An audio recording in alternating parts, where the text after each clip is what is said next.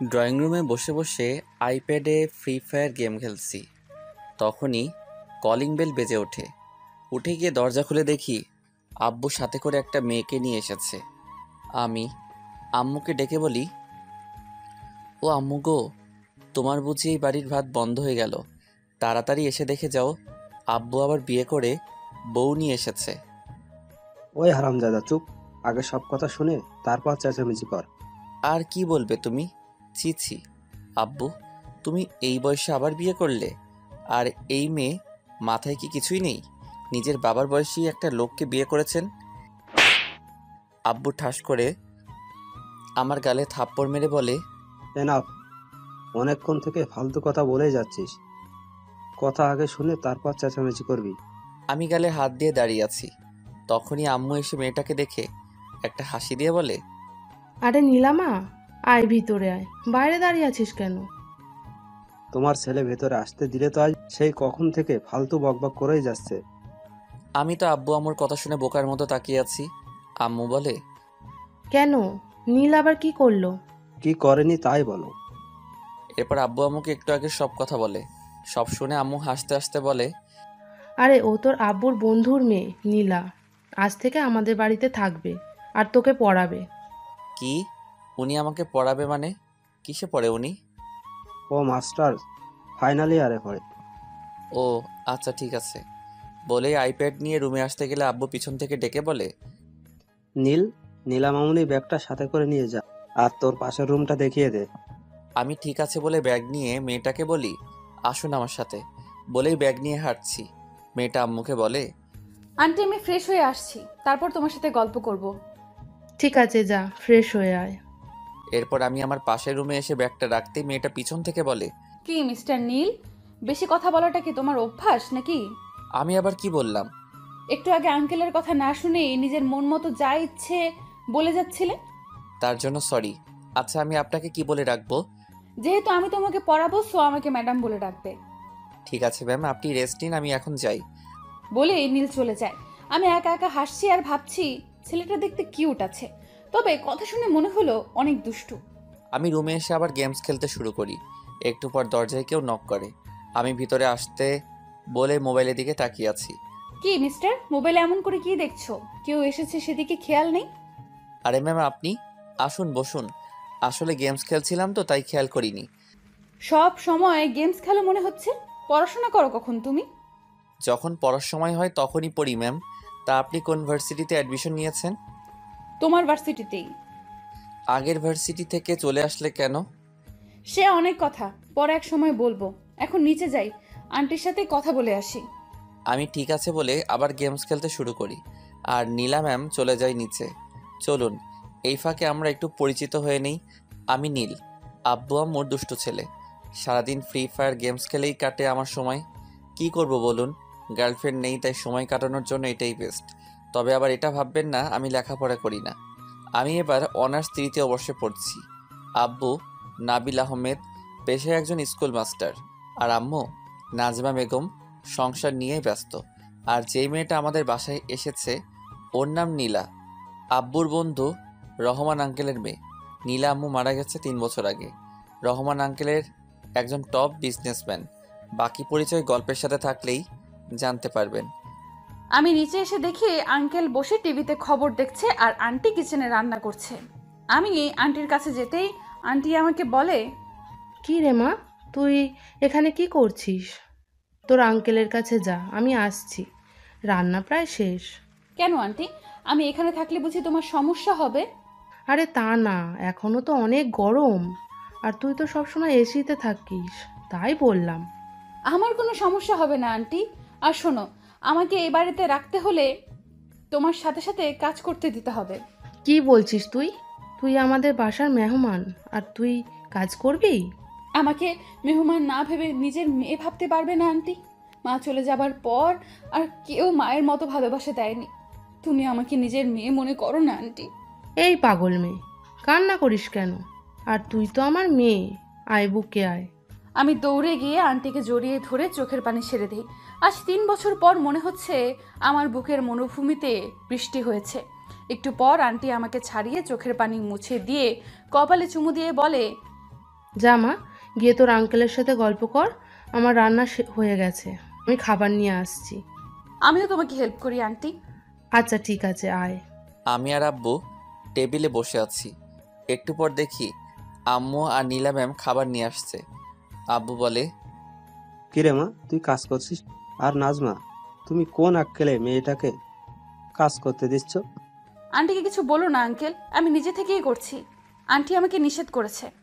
উফ, এখন কথা রেখে খেতে দাও তো। আম্মু ক্ষুধায় পেটে ইঁদুর খরগোশ সব দৌড়াচ্ছে। আমার কথা শুনে আম্মু আর নীলা ম্যাম হাসছে। আব্বু আমার দিকে তাকিয়ে বলে, খাওয়া ছাড়া আর কোনো কাজ আছে নাকি? লেখাপড়ায় ঠন ঠন। এবার যদি রেজাল্ট খারাপ হয় তাহলে খবর আছে তোর। কত কষ্ট করে ইন্টার থেকে 4.68 নিয়ে পাশ করেছি, তাও এই স্কুল মাস্টার বলে আমি নাকি ঠিকমতো পড়াশোনা করি না। পাশের বাড়ির আকাশ জিপিএ 5 পেয়েছে, তোর সাথেই তো পড়ে। পাশের বাসার রফিক আঙ্কেলের নিজের নামে একটা কোম্পানি আছে, সেও তো তোমার সাথেই পড়েছে। আমার কথা শুনে আব্বু রাগে কটমট করছে, আর আম্মু মুখ টিপে হেসে বলে, আচ্ছা, বাবা ছেলের ঝগড়া শেষ হলে এসে খাবার খেয়ে নাও। নীলা, তুইও চলে আয়, একসাথে খেয়ে নি। এরপর সবাই চুপচাপ খাবার নেয়। খাবার খেয়ে রুমে বসে কিছু সময় গেমস খেলি। একটু পর নীলা ম্যাম আমার রুমে এসে বলে, হাই, কি করছো? আরে আপনি আসুন, এই বসে আছি, তেমন কিছু না। তোমার তেমন কাজ না থাকলে চলো না বাহির থেকে ঘুরে আসি। আসলে বাসায় থাকতে সব সময় রুমে ছিলাম, তাই আর কি। আচ্ছা আপনি গিয়ে রেডি হয়ে আসুন। নীলা ম্যাম ঠিক আছে বলে একটা মুচকি হাসি দিয়ে চলে যায়। আমিও ওয়ার্ড্রপ থেকে একটা অরেঞ্জ রঙের টি শার্ট আর ব্ল্যাক প্যান্ট বের করে চেঞ্জ করে আয়নার সামনে দাঁড়িয়ে চুল ঠিক করছি। তখনই আব্বু আমার রুমে এসে বলে, কিরে দুলামিয়া, সাচ্ছিস কেন? কোথায় যাবি এই সময়? ম্যাম বলল ঘুরতে যাবে, তাকে নিয়ে বের হব। নীলামামুনি ঘুরতে যেতে চেয়েছে? ঠিক আছে, নিয়ে যা। আর এই নে টাকাটা রাখ, নীলামামুনি কিছু খেতে চাইলে কিনে দিস। বলেই আব্বু চলে যায়।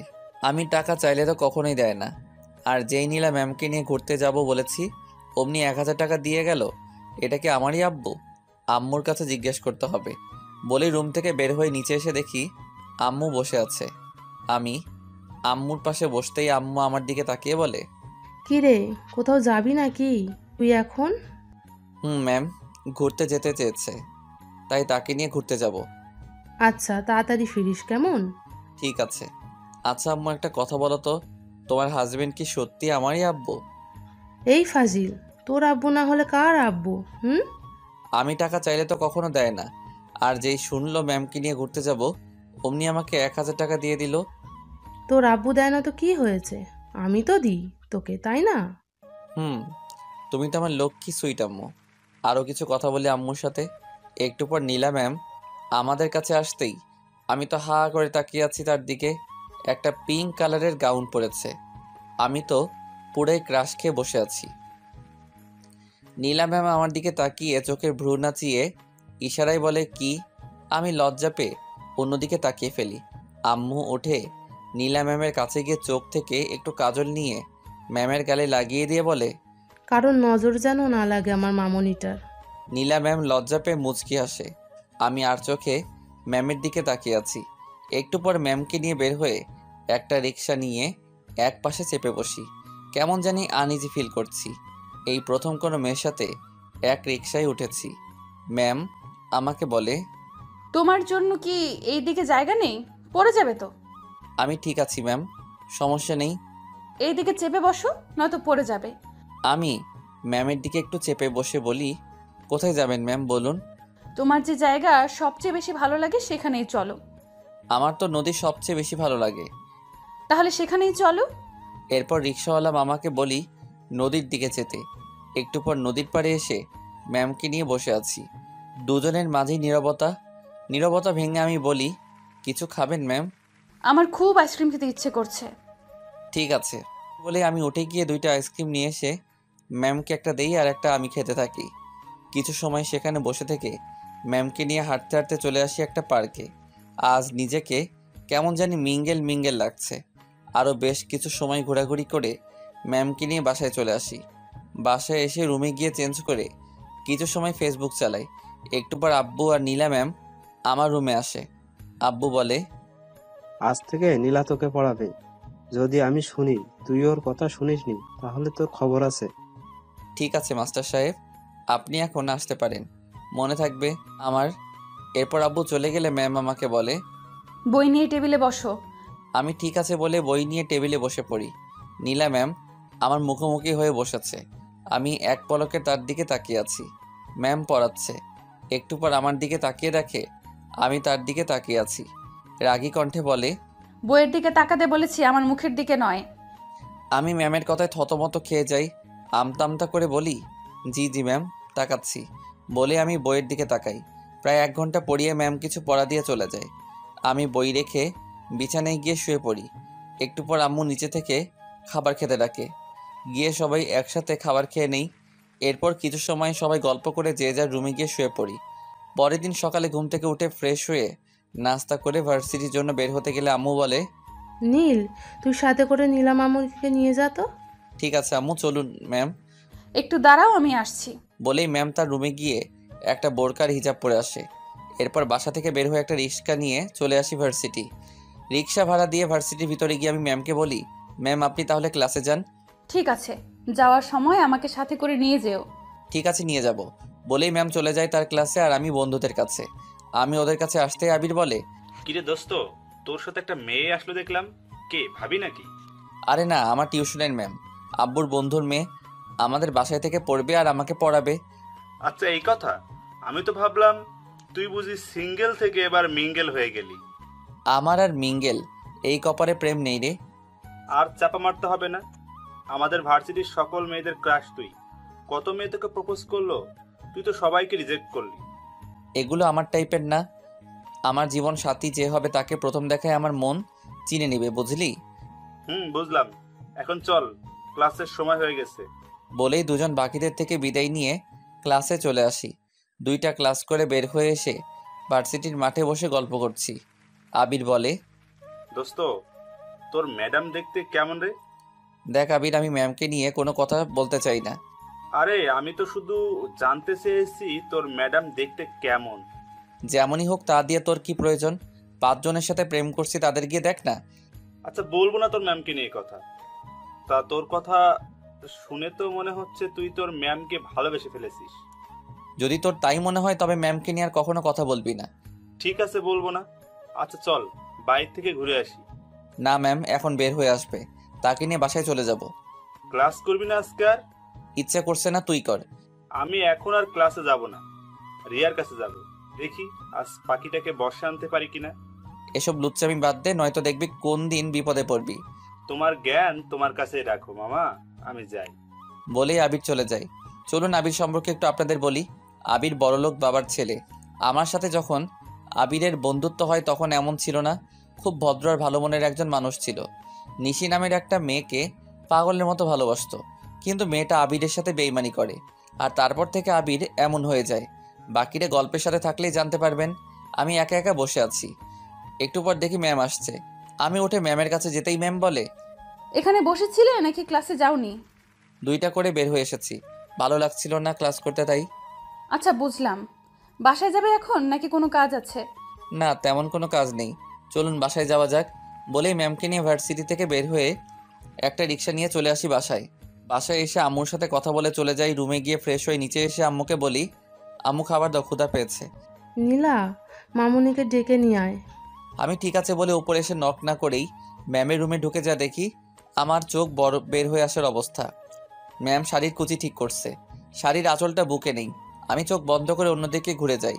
ম্যাম আমাকে দেখে শাড়ির আঁচল বুকে জড়িয়ে উল্টো দিকে ঘুরে বলে, এই তুমি এখানে কি করছো? আর দরজায় নক না করে কেন ঢুকেছো? সরি ম্যাম, আমি বুঝতে পারিনি।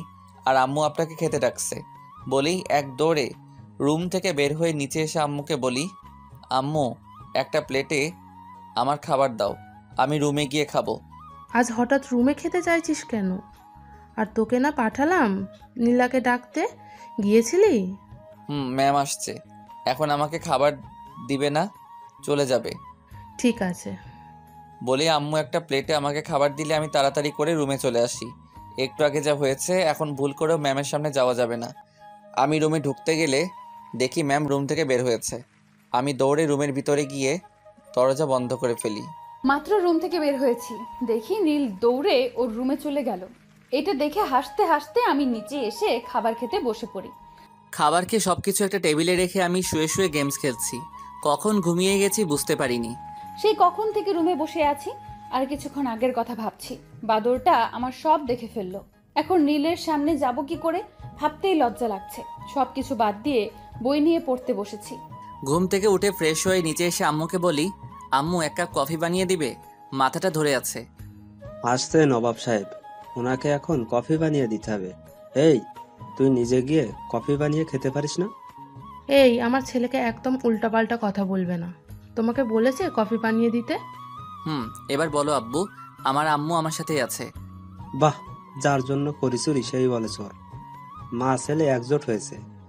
আমি কি তোমাকে বলেছি আমার জন্য চুরি করতে? আসছে দরদ দেখাতে। সুযোগ খোঁজো না সব সময় আমার ছেলেটাকে বকার জন্য, তাই না? আমার কি ঠেকা পড়েছে শুনি তোমার ছেলেকে বকার জন্য? আচ্ছা, এবার তোমরা টম অ্যান্ড জেরির মতো ঝগড়া বন্ধ করো। আর আম্মু আমার জন্য আর সাথে আব্বুর জন্য কফি বানিয়ে নিয়েও। আম্মু হাসতে হাসতে চলে যায়। আমি আব্বুর কোলে শুয়ে পড়ি। আব্বু আমার গাল টিপে চুলে হাত বুলিয়ে দিচ্ছে। একটু পর নীলা ম্যাম নিচে এসে বলে, বাহ আঙ্কেল, এত বড় ছেলেকে তুমি এখনো কোলে শুয়ে ঘুম পাড়িয়ে দাও? আমি ম্যামের কণ্ঠ শুনে আব্বুর কোল থেকে উঠে মাথা নিচু করে বসে থাকি। ম্যাম আমার দিকে তাকিয়ে আমার এই অবস্থা দেখে মুচকি আসে। আব্বু বলে, শুধু এই ফাজিলটা হাতে পায়ে বড় হয়েছে। আমারও তাই মনে হয় আঙ্কেল। তুমি জানো আজকে ভার্সিটি গিয়ে মাত্র 2টা ক্লাস করে বাইরে বসে আড্ডা দিয়েছি। আমি মনে মনে বলি, এই রে হয়ে গেল, এখন মাস্টার মশাই জ্ঞান দিতে শুরু করবে। ম্যাম আমাকে এমন করে বাসটা না দিলে কি হতো না? কিরে, তুই ক্লাস না করে বাইরে বসে আড্ডা দিয়েছিস কেন? ভার্সিটি কি আড্ডা দিতে যাস? কতদিন তোকে বলেছি সকল ক্লাস করবি ভার্সিটি গিয়ে। তোকে নিয়ে আমার কত স্বপ্ন তুই জানিস। এভাবে যদি ক্লাস না করে আড্ডা দিস তাহলে কিভাবে আমার স্বপ্ন পূরণ করবি তুই? আমি রোজই সকল ক্লাস করি আব্বু, আজ ভালো লাগছিল না তাই। নীলামার কথায় যুক্তি আছে। বল, ক্লাস করতে ভালো না লাগলে বাসায় চলে আসতি, আড্ডা কি জন্য দিচ্ছিলি? ম্যাম বলেছে তাকে নিয়ে বাসায় আসতে, তাই তো ম্যামের জন্য অপেক্ষা করছিলাম। আমি ক্লাস না করে তোমাকে অপেক্ষা করতে বলেছি বুঝি? আমি মনে মনে বলি, আর বাস দিয়েন না গো মোড়ে, আর কিছু বললে মোর হিটলার বাপ এখন না আবার জুতা খুলে মোড়ে পিডাই। এরপর যদি আর কখনো শুনি ক্লাস না করে আড্ডা দিয়েছিস তাহলে পিটিয়ে পিঠে ছাল তুলে নেব। আমি নীলা ম্যামের দিকে অসহায় দৃষ্টিতে তাকাই। ম্যাম আমার দিকে তাকিয়ে মিটমাট করে হাসছে। আমি মনে মনে বলি, এই দিনই শেষ দিন না ম্যাডাম, আমারও দিন আসবে, তখন বোঝাবে কত ধানে কত চাল। একটু পর আম্মু হাতে করে 4 কাপ কফি নিয়ে আসে। সবাই কফি খেতে খেতে আড্ডা দিচ্ছি। কিছু সময় পর ম্যাম বলে, নীল চলো পড়তে বসবে, সন্ধ্যা হয়ে গেছে। আমাকে আবার রাতে আজকে একটু পড়তে হবে, কাল আমার একটা অ্যাসাইনমেন্ট আছে। ঠিক আছে ম্যাম চলুন। বলেই আমি আর ম্যাম আমার রুমে গিয়ে বই নিয়ে টেবিলে বসে আমি ম্যামকে বলি, তখনকার জন্য সরি ম্যাম। তখন কার জন্য ঠিক বুঝলাম না। নক না করে আপনার রুমে ঢোকার জন্য, কিন্তু বিশ্বাস করুন আমি কিছুই দেখিনি। নীলের কথা শুনে আমার চোখে এসে লজ্জা ভর করে। ফাজিলটা সব দেখে এখন বলে কিছুই দেখেনি। ইচ্ছে করছে সব কয়টা চুল টেনে তুলে দেই। আচ্ছা ঠিক আছে, এখন পড়ায় মনোযোগ দাও। আমি ঠিক আছে বলে পড়তে কালকে দিয়ে যাওয়া পড়া ম্যামকে দেখাই। এরপর ম্যাম আমাকে পড়াচ্ছে। ঘণ্টাখানেকের মতো পড়িয়ে আজও কিছু পড়া দিয়ে চলে যায়। আমি টেবিল থেকে উঠে আইপ্যাড নিয়ে আবার গেমস খেলতে শুরু করি। কিছু সময় গেমস খেলে আইপ্যাডটা রেখে শুয়ে আছি। রুমে এসে কিছু সময় কালকের অ্যাসাইনমেন্টের জন্য পড়া কমপ্লিট করে আব্বুর সাথে কিছু সময় কথা বলে ছাদে গিয়ে দেখি নীল দাঁড়িয়ে কারোর সাথে মোবাইলে কথা বলছে। আমি আবিরের সাথে কথা বলছিলাম। হঠাৎ পিছনে কারো পায়ের শব্দ শুনে আবিরকে পরে কল দিব বলে কেটে দেই। ম্যাম আমার কাছে এসে বলে, এত রাতে কার সাথে কথা বলছো, তাও ছাদে এসে? আমার বন্ধু আবিরের সাথে। আপনি এখন এখানে? রুমে ভালো লাগছিল না, তাই একটু ছাদে আসলাম রাতে আকাশ দেখতে। ও আচ্ছা, আসুন দোলনায় বসি। বলেই ম্যাম আর আমি গিয়ে দোলনায় বসি। ম্যাম বলে, আচ্ছা তুমি এত ফাজিল কেন? যা বাবা, আমি আবার কি করলাম ম্যাম? এই যে এখানে আসার পর থেকেই তো দেখছি আঙ্কেলের সাথে কী সব কথা বলো। আঙ্কেলকে বুঝি ভালোবাসো না? ম্যাম, বাবা হচ্ছে সন্তানের জন্য ঠিক বটগাছের মতো, সন্তানের মাথার উপর ছায়া হয়ে থাকে। বাবাকে কতটা ভালোবাসি সেটা বলা হয়নি কখনো। আমার ভবিষ্যৎ সুন্দর করার জন্য আব্বু আম্মু দুজনে আমার জন্য কতটা কষ্ট করে সেটা আমি খুব ভালো করেই জানি। আর তাই এমন কোনো কাজ করি না যাতে আব্বু আম্মু আমার জন্য কষ্ট পায়। আমার আম্মু আমার এক চোখে আর আব্বু অন্য চোখে। তুমি খুব লাকি, তোমার আম্মু তোমার কাছে আছে। আর আমাকে দেখো, আম্মুকে হারিয়ে ফেলেছি। আব্বু যতটুকু পারে আমাকে সময় দেওয়ার চেষ্টা করে। দিন শেষে মায়ের অভাবটা ঠিকই বুকে হাহাকার নিয়ে আসে। মন খারাপ করবেন না ম্যাম, আপনি দেখবেন বিয়ের পর আপনার শাশুড়ি আপনাকে মায়ের অভাব বুঝতে দিবে না। নীলা ম্যাম কান্না করতে করতে আমাকে জড়িয়ে ধরে বলে, জানি না নীল, মায়ের ভালোবাসার কখনো পাবো কিনা। মা কেন আমাকে ছেড়ে চলে গেল? একবার যদি আবার মা ফিরে আসতো আমার কাছে।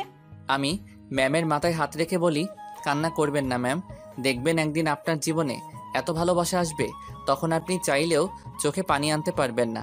ম্যাম আমাকে ছেড়ে দিয়ে চোখের পানি মুছতে মুছতে বলে, সরি, একটু ইমোশনাল হয়ে গিয়েছিলাম, তাই তোমাকে জড়িয়ে ধরে ফেলেছি, কিছু মনে করো না।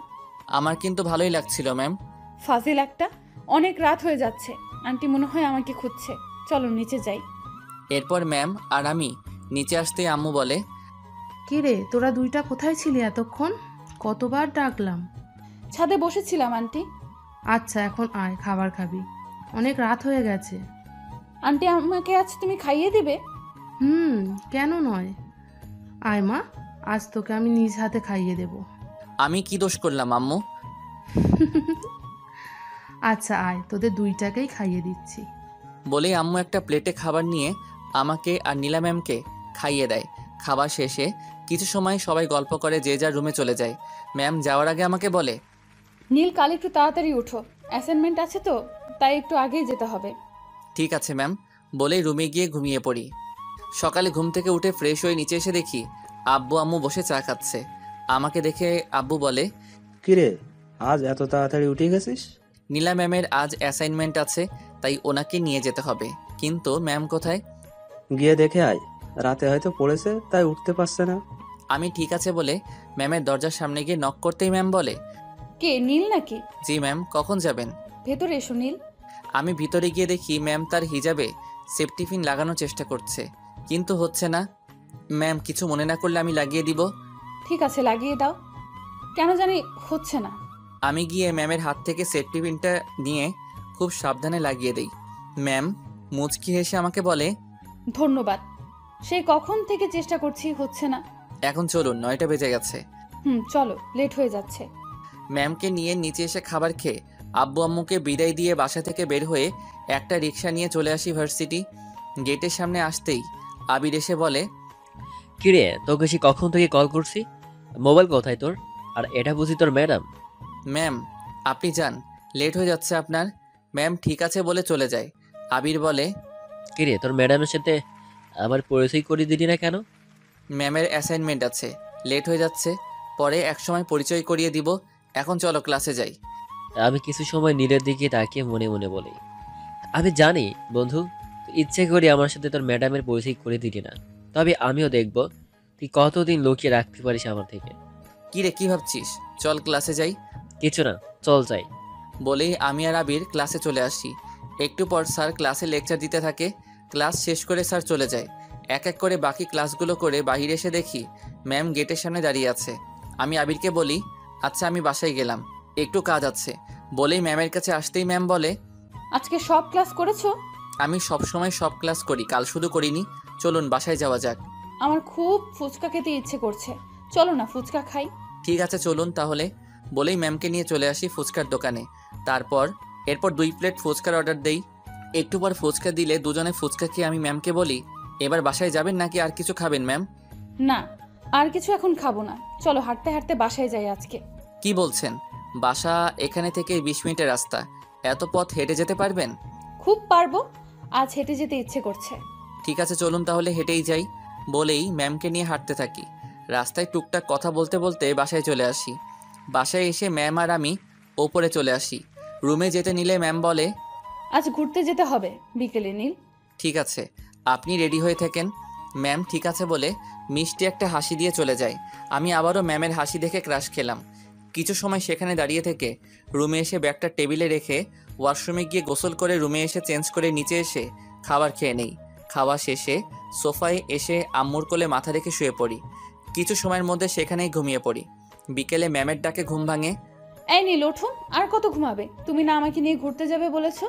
আমি ঘুম থেকে উঠে চোখ ডলতে ডলতে তাকিয়ে দেখি আমি ম্যামের কোলে শুয়ে আছি। এক লাফে উঠে বসে বলি, আমি তো আম্মুর কোলে শুয়েছিলাম, আপনি কখন আসলেন এখানে? আন্টির কোলেই শুয়েছিলে। আঙ্কেল আন্টিকে নিয়ে বাইরে যাবে, তাই আমাকে ডেকে বলল তোমার পাশে বসতে। তুমি নাকি সোফায় ঘুমালে পড়ে যাও, তাই। কোথায় গেছে আব্বু আম্মু? কিছু বলে গেছে? আন্টির নাকি প্রেশারটা বেড়ে গেছে, তাই ডাক্তারের কাছে গেছে। কই আম্মু তো আমাকে কিছু বললো না। আচ্ছা আমি ফ্রেশ হয়ে আসছি, আপনি গিয়ে রেডি হয়ে আসুন। ঠিক আছে, তুমিও চেঞ্জ করে নাও, একটা ব্ল্যাক শার্ট নয়তো পাঞ্জাবি পরো। আমি ঠিক আছে বলে রুমে এসে আব্বুকে কল করি। আব্বু কল রিসিভ করে বলে, কিরে নীল, কখন ঘুম থেকে উঠলি? এখনই। আম্মুর কি হয়েছে আব্বু? ডক্টর কি বলল? এমন কিছু না, একটু প্রেশারটা বেড়ে গেছে, মেডিসিন নিয়েছি।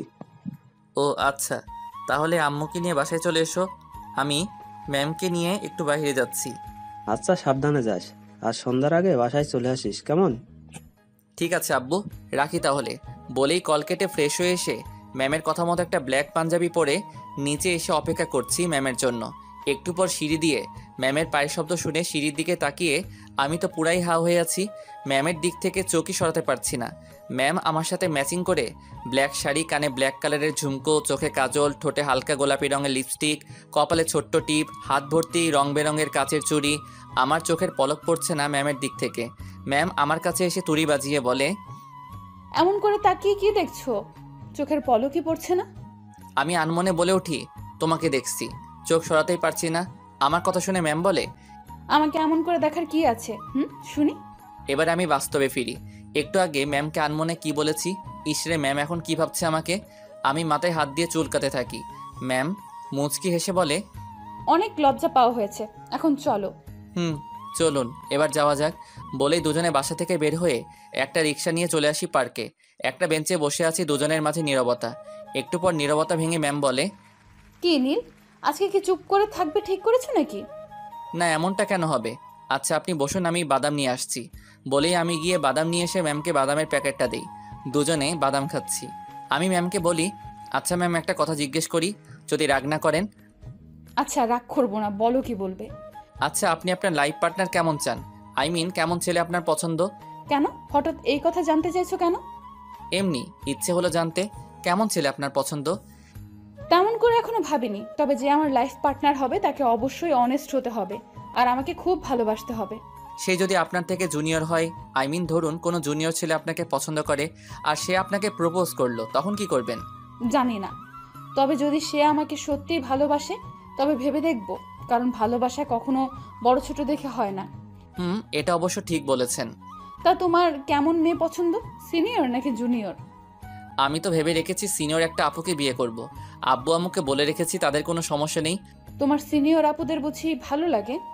সবাইকে না, তবে একজনকে খুব ভালো লাগে, হয়তো আমি তাকে ভালোবাসি। তা কে সেই লাকি গার্ল যাকে তোমার মতো একটা কিউট ছেলে ভালোবাসে? তাকে বলছো তুমি যে তাকে ভালোবাসো?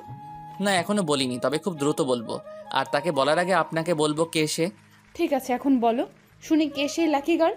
আমি কিছু বলতে যাব তখনই আবির কোথা থেকে এসে আমাকে বলে, আরে নীল তুই এখানে? আরে এটা বুঝি তোর ম্যাম। কেমন আছেন ম্যাম? জি ভালো আছি, আপনাকে তো ঠিক চিনলাম না, বাট কোথায় যেন আপনাকে দেখেছি মনে হচ্ছে। আজকে ভার্সিটিতে দেখা হলো। আমি নীলের বেস্ট ফ্রেন্ড আবির। তুই এখানে কি করে আবির? একটা কাজে এসেছিলাম, এইদিকে চলে যাচ্ছিলাম, তোকে দেখে আসলাম। বসবো আমি এখানে? আমরা তো এখন বাসায় চলে যাব, কাল কথা হবে ভার্সিটি। আজকে আসি কেমন? চলুন ম্যাম বাসায় যাই এবার। বলেই আমি আর ম্যাম সেখান থেকে উঠে হাঁটতে থাকি। আবির মনে মনে বলে, নীল বন্ধু, কতদিন এই মালকে আমার থেকে লুকিয়ে রাখবে তুমি? এই ফুলের সুবাস তো আমাকে নিতেই হবে। তোর ম্যামের ফিগার থেকে আমি তো পাগল হয়ে গেছি। শুধু কিছুদিন অপেক্ষা কর, তারপর আমি তোর ম্যামকে আহ্বান করে নেব। আমি আর ম্যাম হাঁটছি। ম্যাম বলে, কি হলো নীল, আমরা তো মাত্রই আসলাম, এখনই বাসায় চলে যাব? কোন নদীর পাড়ে যাব? আপনাকে একটা কথা বলি ম্যাম, আবির যদি কখনো আপনার সাথে কথা বলার চেষ্টা করে ওকে এড়িয়ে চলবেন, ঠিক আছে? কেন, কি হয়েছে? ওই ছেলেটা তো বললো ও নাকি তোমার best friend. Best friend, but ও এখন আগের মতো নেই। ও অনেক চেঞ্জ হয়ে গেছে। পরে একসময় আপনাকে সব বলবো। ম্যাম ঠিক আছে বলে। এরপর একটা রিক্সা নিয়ে চলে আসি নদীর পাড়ে। অনেক সময় দুজনে ঘোরাঘুরি করে বাসায় চলে আসি। এইভাবেই হাসি আর আনন্দে কেটে যায় 6 মাস। ম্যাম আর আমার মাঝে এখন খুব ভালো একটা বন্ধুত্ব হয়েছে। আমি এখন ম্যামকে আর আপনি বলি না, তুমি করে বলি। সকালে নীলকে ডাকতে ওর রুমে গিয়ে দেখি এখনো ঘুমিয়ে আছে। এই ছেলেটা কত যে ঘুমাতে পারে বুঝি না।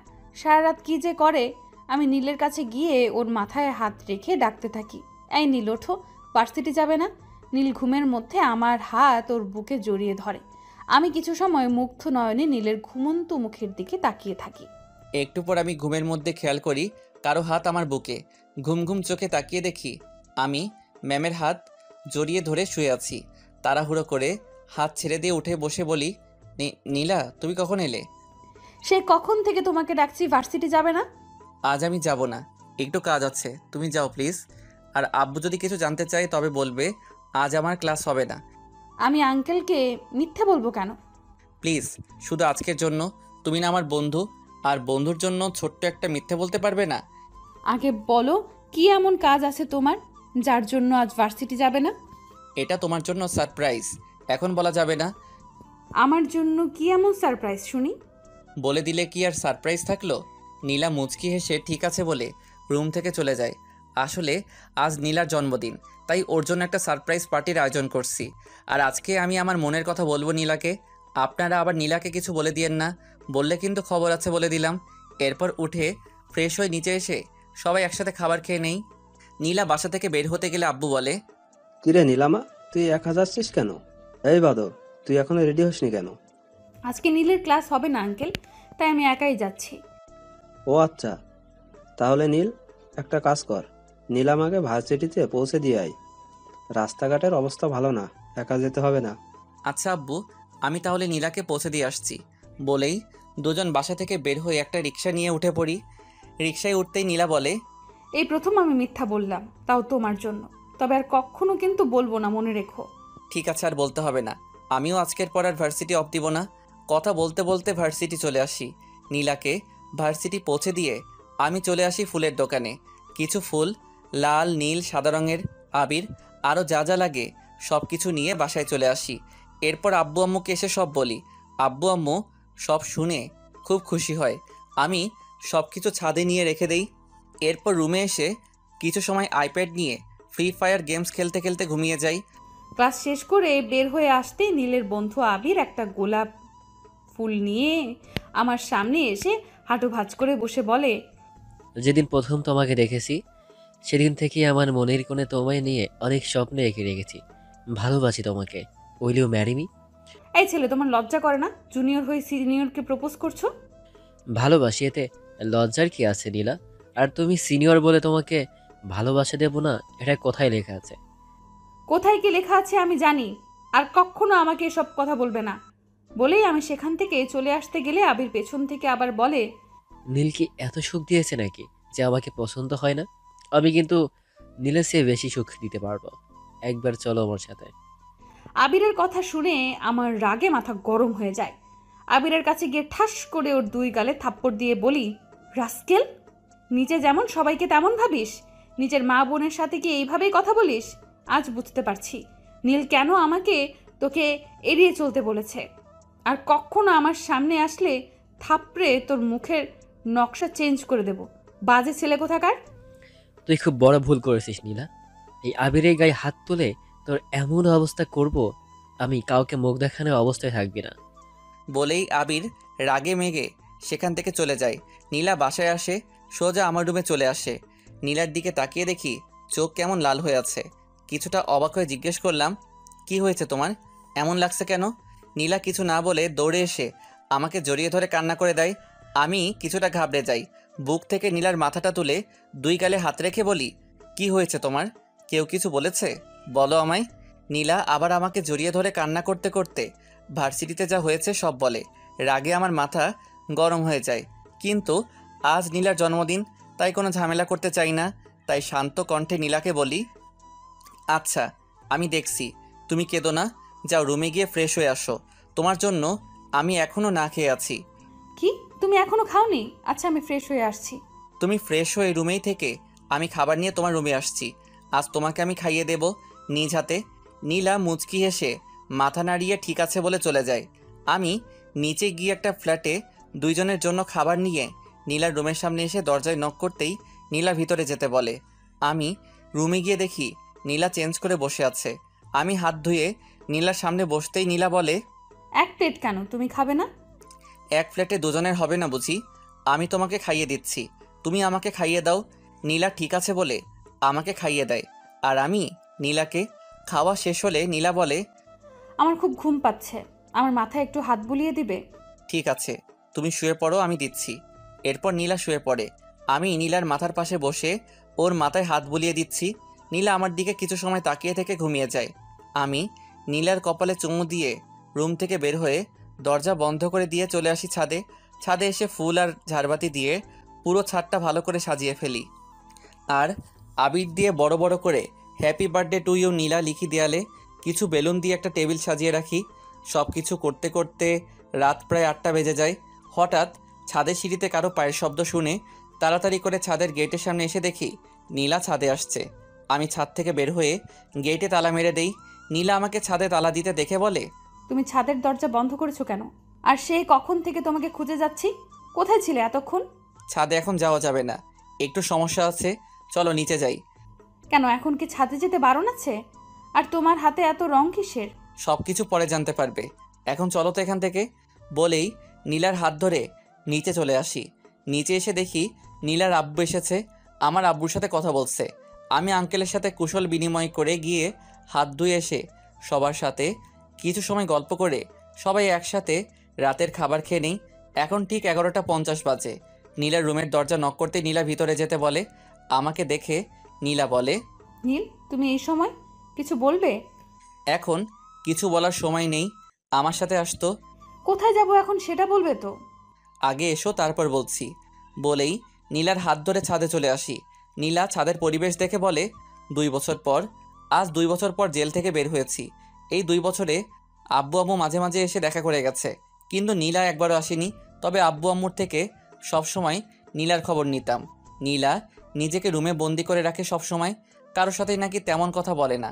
জেলখানা থেকে বের হতেই আম্মু দৌড়ে এসে আমাকে শক্ত করে জড়িয়ে ধরে কান্না করে দেয়। আব্বু পাশে দাঁড়িয়ে নীরবে চোখের পানি ফেলছে। আম্মু বলে, আজ 2 বছর পর তোকে এই বুকে পেয়ে আমার বুকটা শীতল হয়ে গেছে বাবা। নীলা কেমন আছে আম্মু? এখনও কি নিজেকে ঘরবন্দি করে রাখে? কারোর সাথেই কথা বলে না সেদিনের পর থেকে। সব কথা পরে হবে, এখন বাসায় চল। আব্বু, নীলাদের বাসায় যাব আগে, নীলাকে কতগুলো দিন দেখি না। আচ্ছা, কাল যাব নীলাদের বাসায়, আগে বাসায় চল। না আব্বু, আমি আজকে নীলাকে বিয়ে করতে চাই। কি বলছিস তুই? নীলা ধর্ষিতা জেনেও তুই বিয়ে করতে চাইছিস? আম্মু চাইছি, তোমাদের কোনো আপত্তি আছে? না বাবা, আমাদের কোনো আপত্তি নেই। তোর কথা শুনে আজ গর্বে বুকটা ভরে যাচ্ছে। ঠিক আছে চল, আমরা নীলাদের বাসায় গিয়ে আজই নীলা আর তোর বিয়ে দিয়ে নীলার মাকে আমাদের বাসায় নিয়ে যাব। আমি ঠিক আছে বলে আব্বু আম্মুর সাথে গাড়িতে উঠে নীলাদের বাসায় রওনা দেই। আমাদের সমাজের মানুষগুলো কতটা আজব, একটা ধর্ষিতা মেয়েকে দেখলে ছিচি করে, অথচ বিয়ের আগে কত মেয়ে তার বয়ফ্রেন্ডের সাথে রুম ডেট করে, তারা ঠিকই বুক ফুলিয়ে সমাজে চলাফেরা করে। আবার কত ছেলে তো আছে যারা বিবাহিতা মেয়েদের নিয়ে পালিয়ে যায়, তাদের দিকে কেউ আঙ্গুল তোলে না। কিন্তু একটা জানোয়ার একটা অসহায় মেয়ের সর্বনাশ করলে তার দিকে ঠিকই আঙ্গুল তোলে। নিজেদের চিন্তাভাবনা বদলান, দেখবেন সমাজ এমনি বদলে যাবে। কিছুক্ষণ পর নীলাদের বাসার সামনে এসে গাড়ি থামে। আমি আম্মু নীলাদের বাসার সামনে দরজার সামনে দাঁড়িয়ে আছি। আব্বু কলিং বেল দিতে নীলার আব্বু এসে দরজা খুলে আমাকে দেখে বলে, আরে নীল বাবা, কেমন আছো তুমি? কতটা শুকিয়ে গেছো, এসো ভেতরে এসো। নীলা কোথায় আঙ্কেল? সেই দিনকার ঘটনার পর অনেকবার সুইসাইড করার চেষ্টা করেছে। অনেক কষ্টে বুঝিয়ে এই পথ থেকে ফিরিয়ে আনতে পারলেও ঘর থেকে বের করতে পারিনি। সবসময় রুমেই নিজেকে বন্ধ করে রাখে। আমি দেখছি আঙ্কেল। আর আব্বু, তুমি কাজে নিয়ে আসো, আজই আমি নীলাকে বিয়ে করব। আমার কথা শুনে নীলার আব্বু বলে, কি বলছো বাবা, তুমি সব কিছু জেনেও? আঙ্কেল, আমি সব কিছু জেনেই বলছি। আমি নীলাকে ভালোবাসি, আর এসব আমার আর নীলার মাঝে কোনো বাধা সৃষ্টি করতে পারবে না। নীলার আব্বু আমাকে জড়িয়ে ধরে কান্না করে দিয়ে বলে, সত্যি বাবা, তোমার মা বাবা খুব ভাগ্য করে তোমার মতো ছেলে পেয়েছে। আপনারা বিয়ের ব্যবস্থা করুন আঙ্কেল, আমি নীলাকে নিয়ে আসছি। বলেই নীলা রুমে চলে যাই। গিয়ে দেখি নীলা শুয়ে আছে। নীলা কেমন আছো? নীলা আমার কণ্ঠ শুনে উঠে আমার দিকে তাকিয়ে আমাকে দেখে দৌড়ে এসে জড়িয়ে ধরে কান্না করে দেয়। আমি নীলাকে আমার থেকে ছাড়িয়ে কপালে চুমু দিয়ে চোখের পানি মুছে দিয়ে বলি, আর কাঁদবে? চোখের পানি শেষ হয়নি? এই 2 বছরেও তোমার চোখের পানি শুকোয়নি? তুমি কবে ছাড়া পেলে নীল? আজই। একবারও আমাকে দেখতে ইচ্ছে হয়নি তোমার? হয়েছে, রোজ হয়েছে, কিন্তু নিজের এই অপবিত্র শরীর নিয়ে সমাজের মানুষের সামনে কি করে যেতাম? আমার নীলা কখনো অপবিত্র হতে পারে না। চলো আমার সাথে। কোথায় যাব? আজ আমরা বিয়ে করব। পাগল হয়ে গেছো তুমি? একটা ধর্ষিতা মেয়েকে বিয়ে করবে তুমি? আমার জন্য সমাজের সবার কাছে তোমার মাথা হেট হয়ে যাবে, আর তাছাড়া তোমাকে দেবার মতো কিছুই নেই। আমি তোমার দেহকে নয় নীলা, তোমাকে ভালোবেসেছি। আর রইল সমাজের কথা। এই সমাজকে আমি মানি না, যে সমাজে একজন পতিতা মাথা উঁচু করে চলে আর একটা ধর্ষিতা মেয়ের দিকে আঙুল তোলা হয়। আমি পারবো না নীল, তুমি চলে যাও। আমার চোখের দিকে তাকিয়ে বলো তুমি আমাকে ভালোবাসো না। একবার বলো আমি চলে যাব। নীলা আমাকে ছেড়ে দিয়ে উল্টো পাশ হয়ে চোখের পানি ছেড়ে দেয়। আমি নীলার কাছে গিয়ে আমার দিকে ঘুরিয়ে চোখের পানি মুছে বলি, আমি আমার উত্তর পেয়ে গেছি। এবার রেডি হয়ে নাও, আমরা আজই বিয়ে করছি। কিন্তু নীল, এটা কি করে? আর কিছু বলার আগেই আমি নীলার ঠোঁটের সাথে আমার ঠোঁট মিশিয়ে দেই। 5 মিনিট পর ছেড়ে দিয়ে বলি, এখনও বলবে আমাকে বিয়ে করবে না? নীলা কান্না করতে করতে আমাকে জড়িয়ে ধরে। আমিও শক্ত করে নীলাকে আমার বুকে জড়িয়ে ধরি।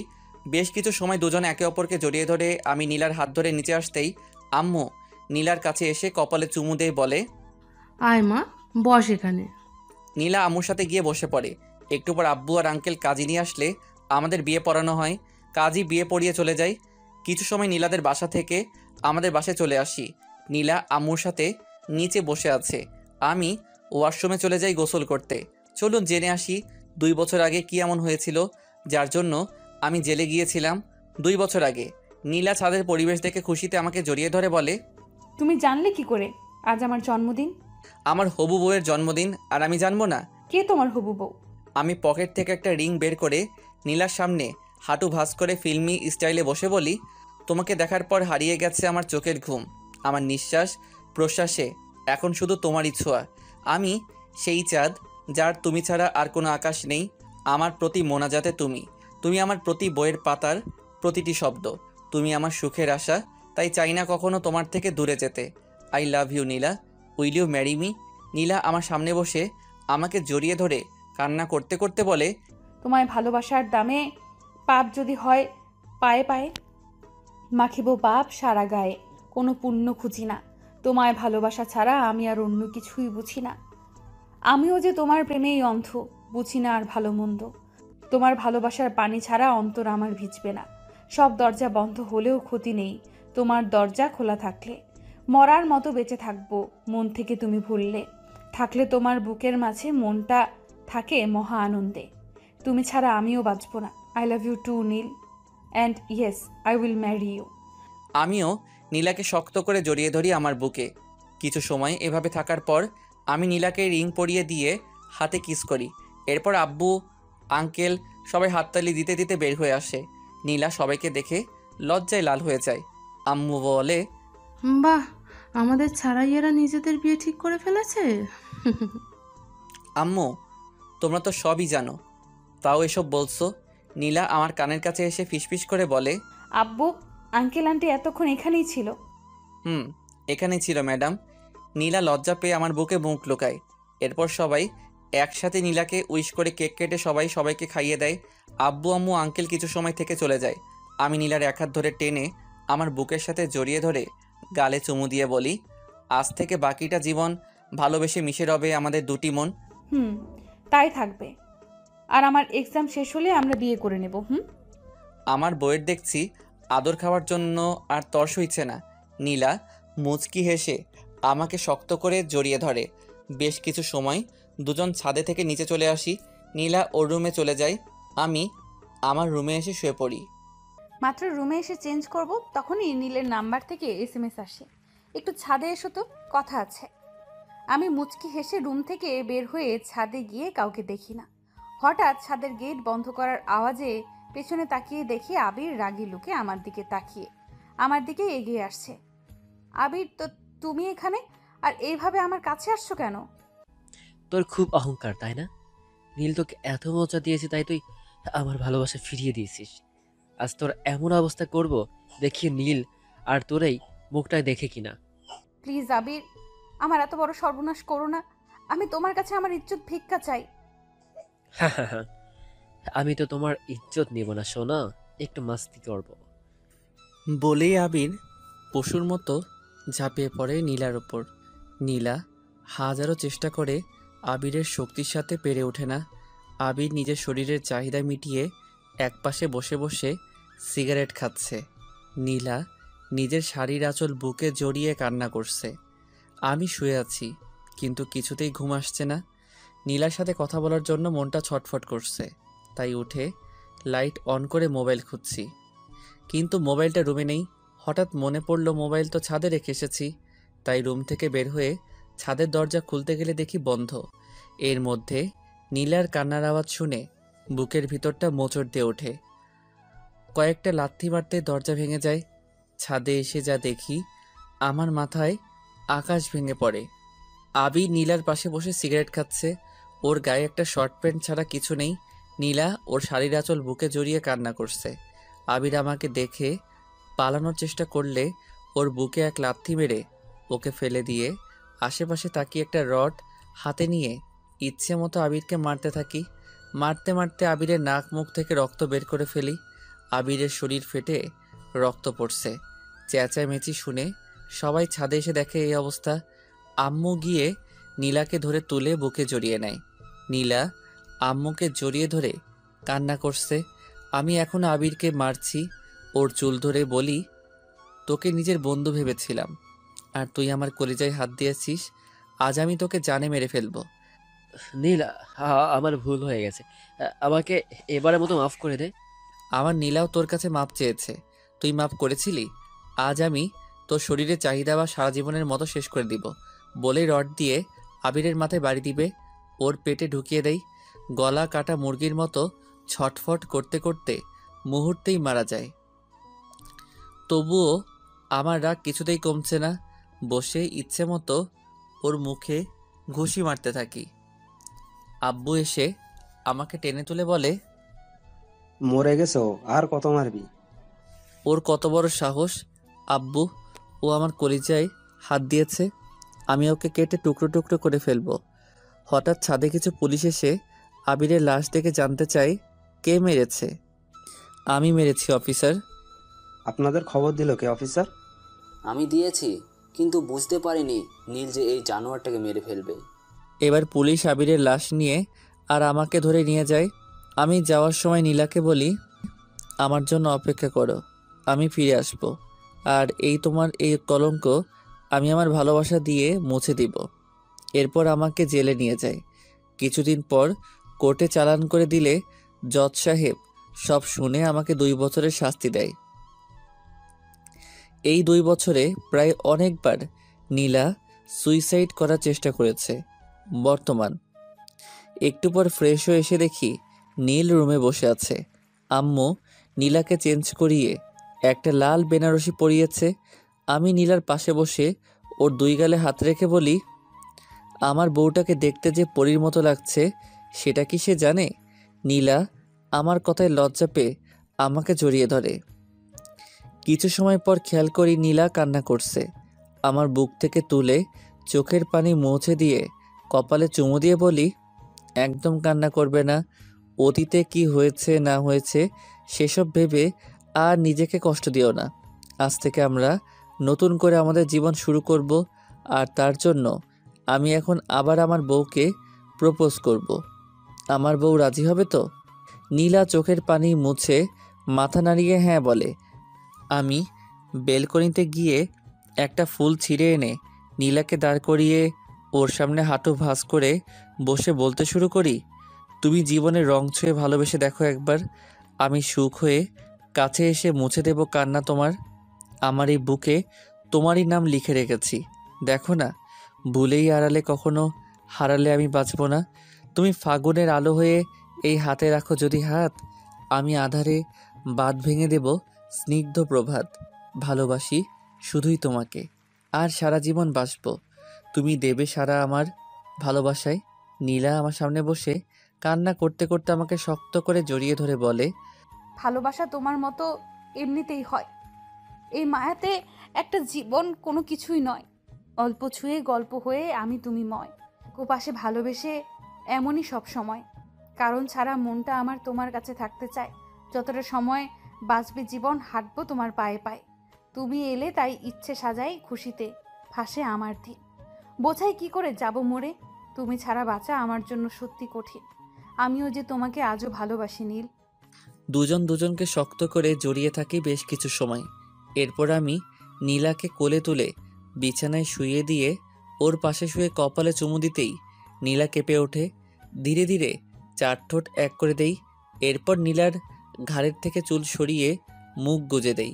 নীলা আমার প্রতিটি ছোঁয়ায় কেঁপে ওঠে। ধীরে ধীরে দুজনে হারিয়ে যাই রঙিন এক স্বপ্নে। কিছু সময় পর নীলা আমার বুকে মাথা রেখে ঘুমিয়ে পড়ে। আমি নীলার কপালে চুমু দিয়ে ওকে জড়িয়ে ধরে ঘুমিয়ে পড়ি। পরের দিন সকালে ঘুম থেকে উঠে দেখি নীল আমাকে শক্ত করে জড়িয়ে ধরে ঘুমিয়ে আছে। কাল রাতের কথা মনে হতেই চোখে লজ্জার ঠোঁটে হাসি চলে আসে। কিছু সময় নীলকে জড়িয়ে ধরে থেকে উঠে ওয়াশরুমে চলে যাই।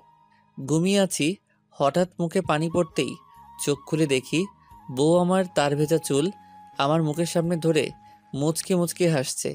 আমি নীলার হাত ধরে এক টানে আমার বুকে ফেলে দিয়ে বলি, দুষ্টুমি হচ্ছে তাই না? এখন যদি আমি আবার গোসল করার ব্যবস্থা করি তাহলে কি হবে শুনি? একদম না, এখন আবার আমি গোসল করতে পারবো না। প্লিজ ছাড়ো। সবাই উঠে গেছে, কেউ চলে আসবে। এখন এখানে কে আসবে শুনি? সবাই জানে আজ আমরা এত সহজে রুম থেকে বের হব না। ইস, শখ কত!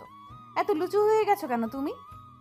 আমার বউ আর আমি তার সাথে লুচোগিরি না করলে কার সাথে করব শুনি?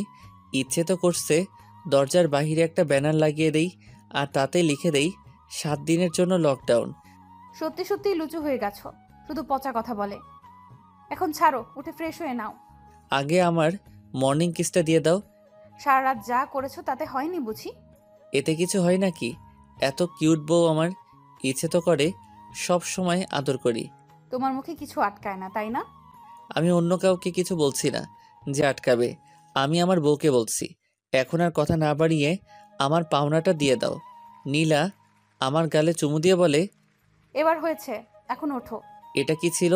আমি 5 বছরের ছোট বাচ্চা নাকি যে গালে চুমু দিচ্ছ? বলে নীলাকে শক্ত করে জড়িয়ে ধরে 4 ঠোঁট এক করে দেই। একটু পর ছেড়ে দিতেই নীলা আমার বুকে মাথা রেখে শুয়ে থাকে। কিছু সময় দুজন এইভাবেই থেকে নীলা আমার উপর থেকে উঠে ড্রেসিং টেবিল আয়নার সামনে গিয়ে চুল মুছতে থাকে। আমি নীলার কাছে গিয়ে কপালে চুমু দিয়ে উঠে ফ্রেশ হতে চলে যাই। ফ্রেশ হয়ে এসে দেখি বউ আমার রুমে নাই। চেঞ্জ করে সিঁড়ির কাছে আসতেই শুনি পাশের বাসার আন্টিরা আম্মুকে কিছু বলছে আর নীলা মাথা নিচু করে কান্না করছে। পাশের বাসার আন্টিরা বলছে, এটা কি করলেন নাজমা আপা? একটা ধর্ষিতা মেয়েকে আপনার ছেলের বউ করে আনলেন। মানুষের সামনে তো মাথা নিচু হয়ে গেল আপনাদের। আপনার ছেলে এখনো ছোট মানুষ, ও বলল আর আপনিও সেটাই করলেন। এখন সমাজের মানুষের সাথে চলবেন কি করে? এখনো সময় আছে, এই মেয়ের সাথে নিলে ডিভোর্স করিয়ে দেন। নীলা চোখের পানি ফেলেই যাচ্ছে মাথা নিচু করে। আমি সিঁড়ি থেকেই বলে উঠি, আরে আন্টি আপনি ঠিকই বলেছেন, ভুল হয়ে গেছে আমার তাই না? আমার কথা শুনে সবাই আমার দিকে তাকায়। আম্মু মনে মনে বলে, এরা আজ গেল, বাঁশ খাওয়ার জন্য রেডি হয়ে যাও। বাবা, ভুল তো করেছো, সেই ভুলটা এখন শুধরে না। এটা তোমার জন্য ভালো। নীলা আমার দিকে অসহায় দৃষ্টিতে তাকিয়ে আছে। আমি একবার নীলার দিকে তাকিয়ে আন্টিদের বলি, আপনাদের মতো বাজে মহিলাদের এই বাড়িতে ঢুকতে দেওয়াটা সবচেয়ে বড় ভুল। নীল, এটা কেমন ব্যবহার? আমরা তোমার গুরুজন, ভুলে যেও না এটা। গুরুজন বলেই আমার ওয়াইফকে এতগুলো বাজে কথা বলার পরও এখনও এখানে দাঁড়িয়ে আছেন, নয়তো এতক্ষণে আপনাদের ঠিকানা হতো হসপিটালের বেডে। চালুন ছাকনি, কে বলে তোর গায়ে ফোঁটা? কি বলতে চাও তুমি নীল? বলতে অনেক কিছু চাই, একজন একজন করে বলি। রহিমা আন্টি, আপনার মেয়ে কি জানি করেছিল। ও হ্যাঁ, মনে পড়েছে, তার বয়ফ্রেন্ডের সাথে এক বন্ধুর বাসায় হাতে নাতে ধরা পড়েছে নষ্টামি করতে গিয়ে। কই তাতে তো আপনার মাথা নিচু হয়নি, এমনকি আপনার মেয়েরও না। সবার সামনে তো দিয়ে দিব্যি ঘুরে বেড়াচ্ছেন। আমার কথা শুনে রহিমা আন্টি মাথা নিচু করে ফেলে। এরপর সালেহা আন্টির কাছে গিয়ে বলি, সালেহা আন্টি, আপনার ছেলে তো একটা বিবাহিত মেয়ে নিয়ে, না না মেয়ে নয়, মহিলা, তাও 3 বাচ্চা মাকে নিয়ে পালিয়ে এসেছিল। কই আপনার মাথা তো তখন নিচু হয়নি? আপনি আর আপনার ছেলে তো কোমরে আঁচল গুজে সবার সাথে ঝগড়া করেছেন আর বলেছেন আমার ছেলে আমি বুঝবো, তোমরা কে বলার? আমার কথা শুনে সালেহা আন্টিও মাথা নিচু করে ফেলে। এরপর আমিনা আন্টির কাছে গিয়ে বলি, আমিনা আন্টি, আপনার মুখে অন্তত এই কথা মানায় না। মেয়ের বয়ফ্রেন্ডের সাথে একই রুমে কী সব জানি করতে গিয়ে আপনার স্বামীর কাছে ধরা পড়েছিলেন, আর আপনার জন্য আপনার মেয়ে গলায় দড়ি দিয়ে মারা গেল। কই তারপর তো আপনি সবার সামনে এই নোংরা মুখটা নিয়ে ঘুরে বেড়াচ্ছেন। আপনার লজ্জা করে না? নীল, হয়ে গেছে, এবার ছেড়ে দে। আর বললে এখানে স্ট্রোক হয়ে মারা যাবে। আম্মু, এই নোংরা মহিলাগুলো তোমার সামনে নীলাকে এতগুলো কথা বলল, তুমি কিছু বললে না কেন? আমি বলতেই যাচ্ছিলাম, তখন তোকে সিঁড়িতে দেখলাম, তাই ভাবলাম তুই একটু ধুয়ে দে। আমি নীলার কাছে গিয়ে ওর চোখের পানি মুছে দিয়ে কপালে চুমু দিতেই নীলা আমাকে শক্ত করে জড়িয়ে ধরে। আমি বলি, কেউ এসে কিছু বললেই কাঁদতে হবে? তাদের কথার জবাব দিতে পারো না? আর এই ইতিহাস সৃষ্টিকারী মহিলারা এখন এখানে দাঁড়িয়ে আছেন কেন? ফুটেন এখান থেকে। আর ভুল করেও আমাদের বাসার আশেপাশে যেন না দেখি। আমার কথা শুনে সবাই মাথা নিচু করে চলে যায়। আম্মু আমার কাছে এসে বলে, আজ তুই এই মহিলাগুলোকে উচিত শিক্ষা দিয়েছিস। সারা জীবন আমার নীলার পাশে এইভাবেই থাকিস। তুই থাকলে আমার মেয়ের কখনোই মাথা নিচু হবে না। আমার শেষ নিঃশ্বাস থাকা পর্যন্ত নীলার মাথা আমি কখনো নিচু হতে দিব না আম্মু। আচ্ছা, এবার আয়, খাবার খেয়ে নে। এরপর 3 জন বসে পড়ি খাবার টেবিলে। আব্বু স্কুলে চলে গেছে। নীলা প্লেটে খাবার নিতে গেলে আমি ওর কাছ থেকে প্লেটে নিয়ে আমার দিকে ঘুরিয়ে বসিয়ে নিজেতে খাইয়ে দিচ্ছি। আম্মু এটা দেখে মুখ টিপে হাসছে। নীলা লজ্জা পেয়ে মাথা নিচু করে খাচ্ছে। আমি বলি, শুধু কি আমার হাতে খাবে? আমাকে খাইয়ে দিবে না? দিচ্ছি। এরপর নীলা আমাকে আর আমি নীলাকে খাইয়ে দিচ্ছি। খাওয়া শেষে আমি সোফায় এসে বসে আছি। নীলা আম্মুর কাজে সাহায্য করছে। আম্মু বারণ করেছে অনেকবার, কিন্তু ম্যাডাম কথা শোনার পাত্রী নয়, সে আম্মুকে সাহায্য করবেই। আমি বসে বসে এনটিভিতে সাকিব খানের প্রিয়া আমার প্রিয়া ছবি দেখছি। একটু পর কলিং বেল বেজে ওঠে। গিয়ে দরজা খুলে দেখি নীলার আব্বু এসেছে। ওনার পা ছুঁয়ে সালাম করি। শ্বশুরমশাই আমার মাথায় হাত রেখে বলে, বেঁচে থাকো বাবা, কেমন আছো? আমি ভালো আছি বাবা, আপনি কেমন আছেন? আমিও ভালো আছি বাবা। এরপর নীলার আব্বুকে নিয়ে ভিতরে আসতেই নীলা ওর আব্বুর কাছে এসে জড়িয়ে ধরে বলে, কেমন আছো আব্বু? আমি ভালো আছি মা, তুই কেমন আছিস? নীলের মতো স্বামী যার আছে সে কি কখনো খারাপ থাকতে পারে আব্বু? এরপর আম্মু এসে কুশল বিনিময় করে বলে, আসুন বেয়ান মশাই, নাস্তা করবেন? নারিয়ান, আমি মাত্রই নাস্তা করে এসেছি। মেয়েকে দেখতে ইচ্ছে করছিল, তাই চলে আসলাম। এখনই চলে যাব আবার। মাত্রই তো এলে আব্বু, আবার এখনই চলে যাবে? অফিসে একটা মিটিং আছে মা, তোকে দেখা হয়ে গেছে, এবার যেতে হবে। সাবধানে থাকিস। আর নীল বাবা, আমার মা মরা মেয়েটাকে তুমি দেখে রেখো। আপনি নীলার জন্য কোনো চিন্তা করবেন না বাবা, আমি ওকে আগলে রাখবো। সেটা আমি জানি বাবা, সেই জন্য আমি নিশ্চিন্তে থাকি। তোমার মতো জামাই থাকতে আমার মেয়ের কোনো সমস্যা হবে না। এরপর নীলার আব্বু আরও কিছু সময় কথা বলে চলে যায়। সব কিছু গুছানো হয়ে গেলে আমি নীলাকে নিয়ে রুমে চলে আসি। রুমে এসে নীলাকে ঘুরিয়ে পিছন থেকে জড়িয়ে ধরে ঘাড়ে নাক ঘষতে ঘষতে বলি, কোথাও ঘুরতে যাবে আজ? যাব। কোথায় নিয়ে যাবে? কোনো এক রোমান্টিক জায়গায়, যেখানে পরিবেশ থাকবে নীরব স্তব্ধ। আচ্ছা, একটা কথা জিজ্ঞেস করি। বলো, কি জানতে চাও? এত ভালোবাসো কেন আমায়? কারণ এক জীবনে মনের মানুষ একজনই তো হয়। তুমি আমার সেই প্রিয়জন, মিথ্যে কথা নয়। আশেপাশে থাকো যদি, বুকে বহে সুখের নদী। কখনো এই ভালোবাসার হবে না তো ক্ষয়। অনুভবের আকাশ খুলে তোমায় দেখতে চাই। বুকের ভিতর তোমার নামে সাজানো আছে এক পৃথিবী। যত ভালোবাসি তোমায় মনে হয় কম হয়ে যায়। নীলা ঘুরে আমাকে শক্ত করে জড়িয়ে ধরে বলে, তোমায় ছাড়া শূন্য আমি, কিছুই নেই চাওয়ার আর। জীবনের শেষ নিঃশ্বাসটুকু নিতে চাই তোমার বুকে মাথা রেখে। তোমার মুখের একটু হাসি হয়ে ওঠে আমার সুখের সকল কারণ। আমার মন খারাপের ওষুধ হয়ে সারাও তুমি সব অসুখ। রাতকে যদি ভুলে যায় কালো, দিনকে যদি ভুলে যায় আলো, তবু আমি এইভাবেই থাকবো সারা জীবন তোমার বুকে। এরপর দুজন দুজনকে শক্ত করে কিছু সময় জড়িয়ে ধরে থাকি। বিকেলে নীলা আয়নার সামনে বসে রেডি হচ্ছে। আমি গিয়ে নীলাকে আমার সামনের দিকে ঘুরিয়ে বলি, আমি থাকতে আমার বউ কেন কষ্ট করছে? তা আমার বরটা এখন কি করবে শুনি? তোমার বর এখন তোমাকে নিজ হাতে সাজিয়ে দিবে। নীলা মুচকি এসে ঠিক আছে বলে এরপর আমি নীলাকে সাজিয়ে দেই। দুজনে ম্যাচিং করে ড্রেস পরেছি। আম্মুর কাছে বলে নীলাকে নিয়ে চলে আসি একটা নদীর পাড়ে। পরিবেশটা খুব নীরব আর নিস্তব্ধ। নীলাকে সামনে বসিয়ে আমি ওর পিছনে বসে পিছন থেকে জড়িয়ে ধরে বসি। নীলা আমার বুকের সাথে ওর পিঠ ঠেকিয়ে বসে আমার হাত শক্ত করে জড়িয়ে ধরে বসে থাকে। একটু পর নীলা বলে, আচ্ছা, আমরা যদি এখন বেবি নেই তাহলে কেমন হয়? খুব ভালো। আমাদের কোলজোরে একটা বেবি আসবে যে ছোট ছোট হাত দিয়ে আমাদের সাথে দুষ্টামি করবে। একটু বড় হলে তোমাকে আব্বু আর আমাকে আম্মু বলে ডাকবে। তাহলে বাসায় গিয়ে আজ থেকে ভীষণ শুরু করব, কি বলো? নীলা লজ্জা পেয়ে আমার বুকে মুখ লুকিয়ে ফেলে। আরও বেশ কিছু সময় দুজনে সেখানে বসে দেখে সন্ধ্যায় বাসায় চলে আসি। বাসায় আসতে আব্বু বলে, কিরে দুজনে কেমন ঘুরলি? আচ্ছা আব্বু, আমরা এক্ষুনি আসছি। অনেকক্ষণ আগে এসেছি, যা তোরা রুমে গিয়ে ফ্রেশ হয়ে আয়। বলেই দুজনে চলে রুমে এসে ফ্রেশ হয়ে নিচে এসে কিছু সময় আব্বু আম্মুর সাথে কিছু সময় আড্ডা দিয়ে রাতের খাবার খেয়ে রুমে এসে বসে আছি। আমি নীলাকে বলি, কি মিশন, কি শুরু হবে আজ থেকে? আমি কখন বারণ করলাম শুনি? মুচকি হেসে নীলাকে বুকে জড়িয়ে ধরে ওর গলায় মুখ গুজে দেই। ধীরে ধীরে নীলাকে নিয়ে বিছানায় শুয়ে পড়ি। এরপর চার ঠোঁট এক করে দিয়ে একে অপরে ঠোঁটের স্বাদ নিতে থাকি। আস্তে আস্তে দুজনে হারিয়ে যাই ভালোবাসার জোয়ারে। একটুবার নীলাকে বুকে জড়িয়ে দুজনে ঘুমিয়ে পড়ি। সকালে ঘুম থেকে উঠে দেখি নীল আমাকে ওর বুকে জড়িয়ে ধরে ঘুমিয়ে আছে।